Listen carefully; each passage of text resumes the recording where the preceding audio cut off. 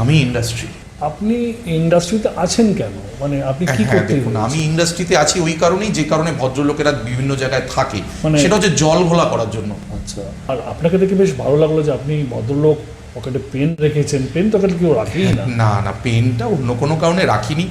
মাঝে মধ্যেই বিভিন্ন জায়গায় অফলাইনে কিছু বলে ফেললে ক্ষমা চাইতে হয়, তখন আমাকে দিয়ে ওরা লিখিয়ে নেয় একটা কাগজে মুছ লেখা যে আমি আর এই ভুলটা করবো না। আচ্ছা আচ্ছা, সেজন্য পেনটা পকেটে রাখি আর কি, সই করতে হয় তো লোকে ঘাড় ধরে সই করিয়ে নেয়। আমি যতদূর জানি আপনি বামুনগাছি না কোথাও একটা জায়গায় থাকেন, তো বামুনগাছির আশেপাশের ফুড ব্লগ কেন আমরা দেখতে পাই না?